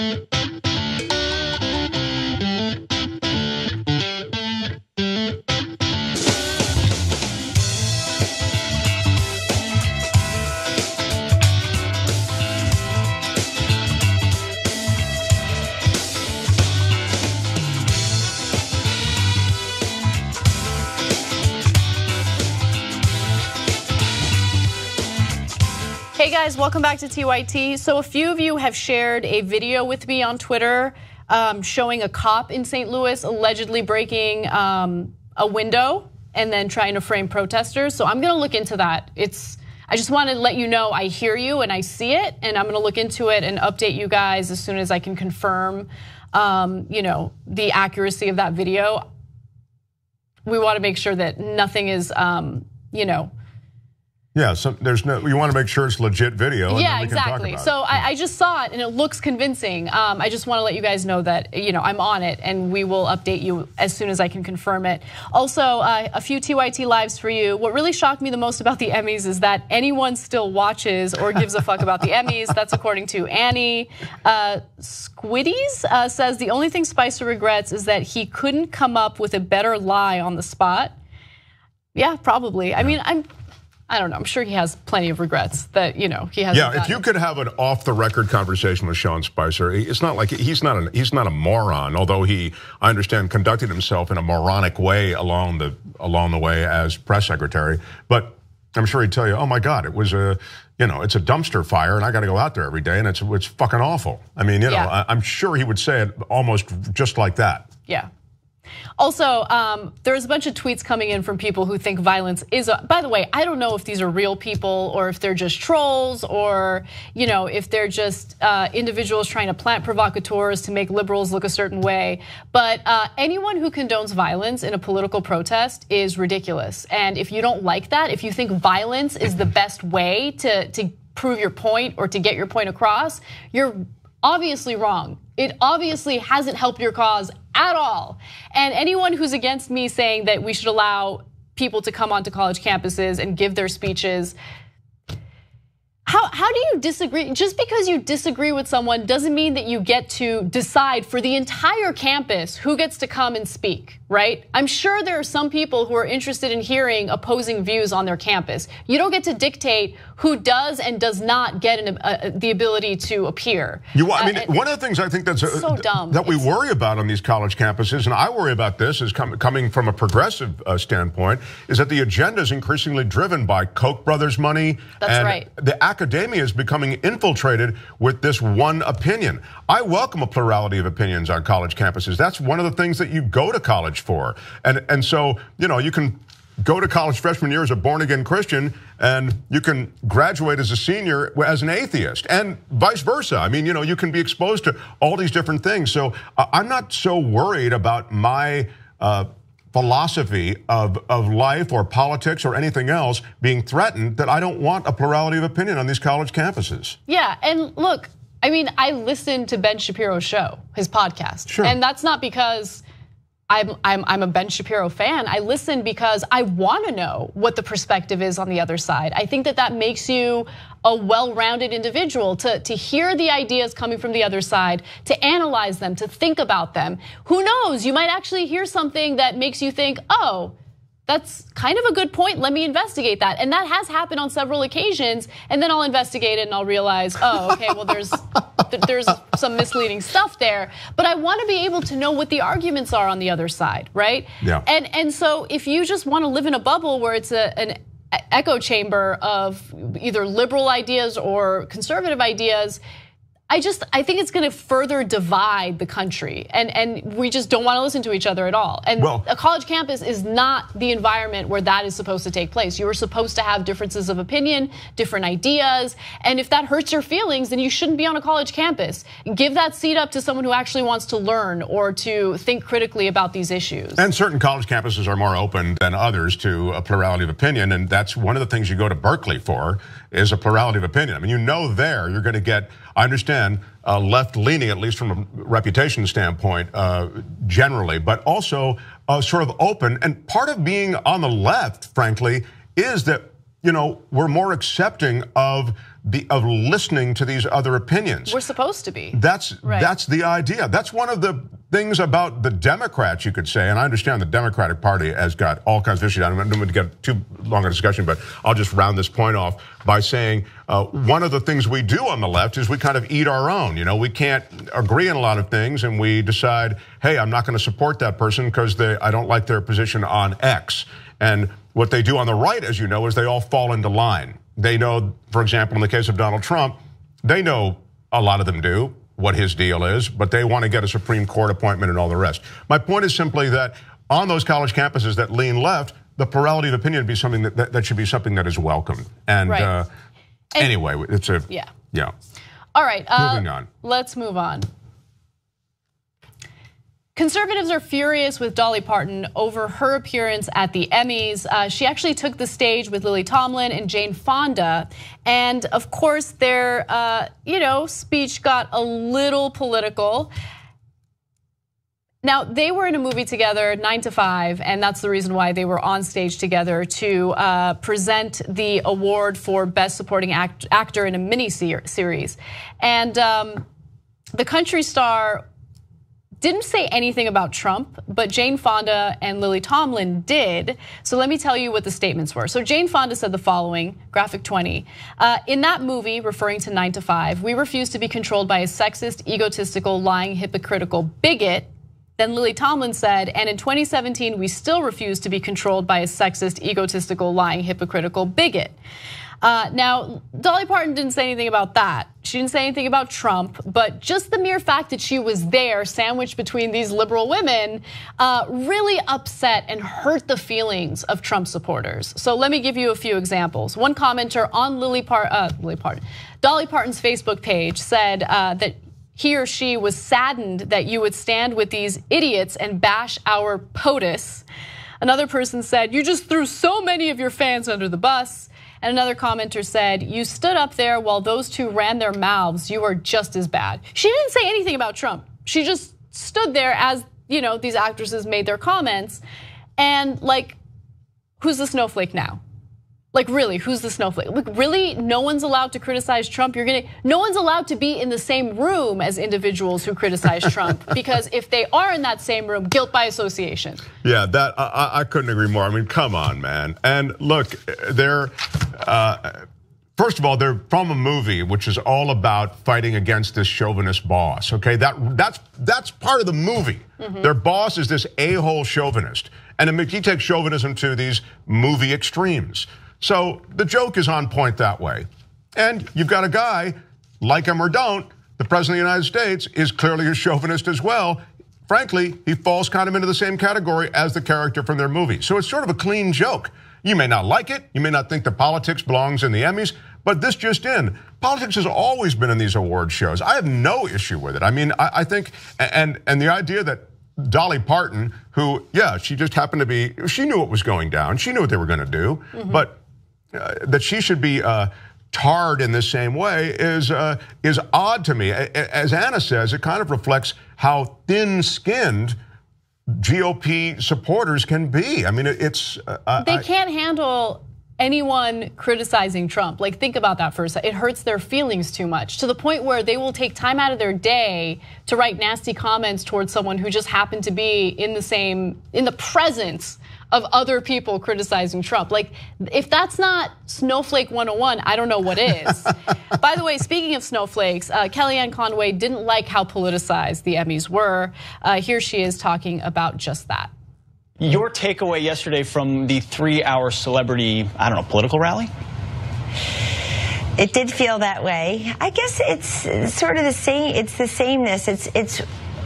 They got plucked and polished and waxed, and some of them didn't eat for 2 months, and all for what? To sound the same. And they have a right to speak, but if you're tuning in to watch, if you're American, you're tuning in to watch your favorite actors and actresses and shows, and I used to do it routinely as a kid, who's going to win, and oh, she lost, and I love her show more. There's very little of that. It's between the Emmys, the Miss America pageant was very politicized, our sports are very politicized, and it looks like the ratings are suffering. It looks like America is responding by tuning out, because they want you to stick to your knitting. They want you to, I guess in this case, read the stuff other people write for you. She couldn't be more, there's several things going on here. First, let me address the ratings, because I also saw Frank Luntz posted something about how the ratings are way down, and when will liberals understand that they're going to alienate half the country with all the politics and the Emmys. The ratings were down on the Emmys, and by the way, when we say down, they were the same as last year. Just in the Target demo, they were down like 10%, I think, because a football game was on that was a marquee football game, and football ranks at the top of television viewing. Every week, it ranks at the top of television viewing. If you look at the top 5 shows, they're all football. So put a marquee football game in prime time up against the Emmys, that's going to siphon off a bunch of audience. Number 2, again, on the same point, politics is actually driving the success of Stephen Colbert in late night. Before Trump came in, Colbert was languishing. Now he's winning. So I don't buy the idea that no one's watching and the numbers are down and Hollywood, when are they going to get it? Bullshit. People are concerned about that. Everybody's become a political activist. People who had never voted before are all of a sudden leaning forward in their chairs to find out what was going to happen. So I hate this idea that, hey, when are the liberals going to learn politics has no view, no place at these award shows? And then the last thing, and I'll shut up. I also object to the idea that actors can't have opinions on politics. Why not? You have to be a pundit on Fox News. You have to be a former appliance salesman who looks good and then can speak halfway decently. You get a weekend show and then you get a mainstream show on Fox News. Fuck that. These are some of them very well-informed people on a number of different subjects. And if this is their forum and this is their opportunity, I don't mind hearing what they have to say. Right, exactly. And it's their right to say what they want to say. And look, they love talking about the ratings, and it's hilarious because I would love to hear Kellyanne Conway talk about Trump's ratings. And I'm specifically talking about his approval ratings because they are not good. Rasmussen, which leans a little more conservative, has the highest approval rating for Trump at 44%. But if you look at Gallup, it's 38%. I'm talking about today. That's what his rating is today. And that is not looking good for him. He came into office with incredibly low approval ratings. And so, I mean, look, there are people, as you mentioned, who were never inclined to be political, getting involved and feeling, inspired to, make a change. And you're seeing it in social media. People on my Facebook feed that had never been political before are now getting involved because they see that right now is a very fragile and vulnerable time in America. And so if you have people in Hollywood or celebrities who wanted to make a statement or make a stand, awesome. I don't think there's anything wrong with it. In fact, even if there were a couple of people who wanted to say something supportive of Trump, I'm not going to sit here and be like, oh, why don't you just stick to acting because I don't like what you have to say. No, they get the right to say what they want to say. And if this is their platform, then so be it. I think, and I default to the first thing Anna said, which is so well put. Snowflake 101. Hey, It was 2 jokes. Get over it already. Exactly. All right, let's move on to non-Emmy news because there is a lot of it. New reports indicate that a location scout for the Netflix series Narcos was tragically murdered while he was in Mexico. Now he was scouting specifically for the 4th season of Narcos, and his bullet-riddled body was found in an area of Mexico that's known for cartel violence. Now this is Carlos Munoz Portal, and his bullet-riddled body and his car were found in a remote area in central Mexico, close to the border of Hidalgo, which has one of the highest murder rates in Mexico, partly due to cartel violence. Now, season 4 of Narcos is set to be exploring the origins of Mexico's famous Juarez cartel, just as season 3 focused on the rise and fall of Colombia's Cali cartel. Now, it's unclear whether or not the producers of Narcos plan on continuing with the Mexico-focused season 4 plans, but this is an incredibly tragic story, and my heart goes out to him and his family. Yeah, and it's so weird how the power of the cartels extends to this, well, first of all, Mexico, as you know, and these formerly beautiful tourist areas, like I'm thinking of Acapulco, which is, they say is sort of the Riviera of Latin America or whatever, it has a reputation of being a place where, like, you know, people go for a honeymoon. You can't even go there now oftentimes. I'm reading about more and more violence in the streets.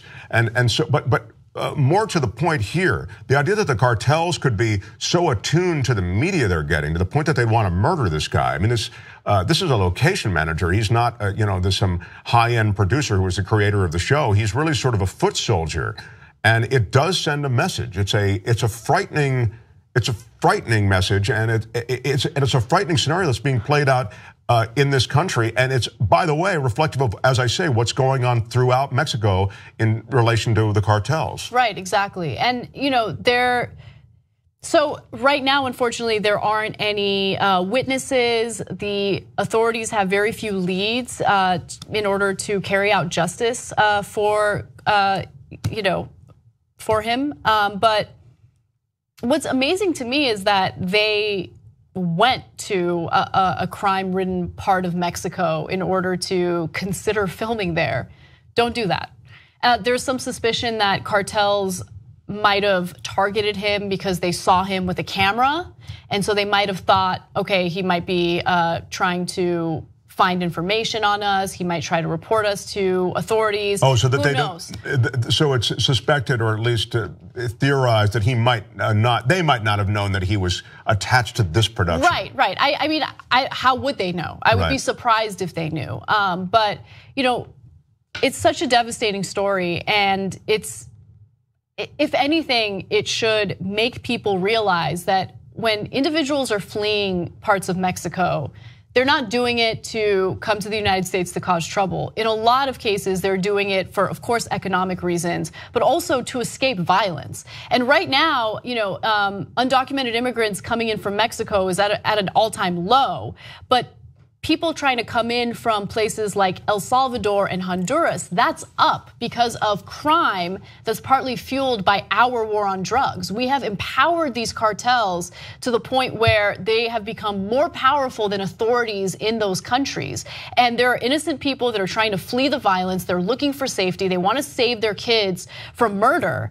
And that's the reason why they're trying to, you know, go to other countries in an undocumented fashion. Yeah, what Anna's talking about is so true. The stream of refugees from violence. I mean, this is rape and murder going on in Central America, and they're passing through Mexico on the way here, and they come on top of these trains. If you haven't gone online, you can see it. It's heartbreaking. These kids who are huddled on top of the train as it goes hundreds of miles, you know. So yeah, what's driving immigration again from Central America is not economic opportunity even so much anymore, because there's less and less of that in this country, as you know. But it's the fear of death. It's a fear of murder. Right, and it's interesting because Mexico never felt that it needed to secure its southern border.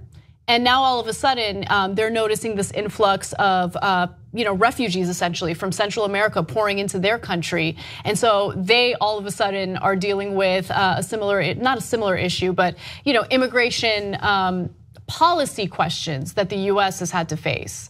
And so it's all pretty interesting stuff. And again, my heart goes out to this poor guy's family, and it's okay to shoot the show in New Mexico or Arizona or a place that kind of maybe you can make appear to look like Mexico. My friend just wrapped a show all about Iraq, and they shot it in New Mexico. New Mexico doubles for Mexico all the time. This is one of those things where you feel like, well, if they're on Entertainment Tonight or one of those shows, they're going to go, yeah, let me tell you, we went down and actually shot it in Mexico. And man, I'll tell you, that place is no party, but we wanted to have an authentic feel.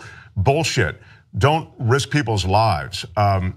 Move the production to New Mexico and hire a bunch of authentic people. That's what Hollywood is. It's casting. Right, exactly. All right, one final story for you guys. It just blew my mind. It's not getting much play in the US, but I thought maybe our audience would be interested in it.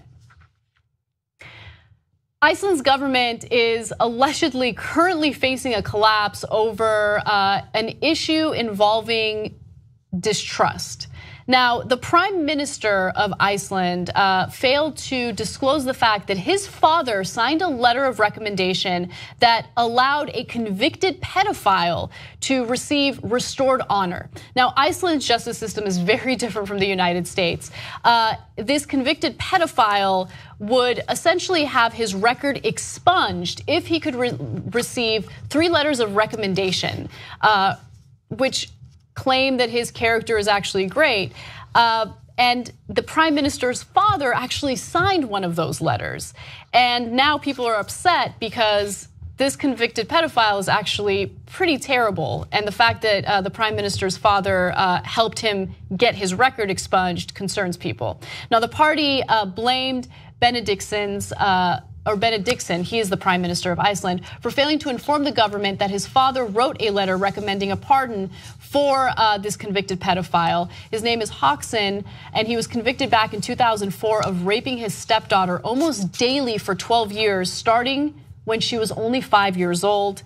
Now, Hawkson's victim described the pardon as surreal and said he continues to harass her in text messages and phone calls. Now, how did this lead to the government collapsing?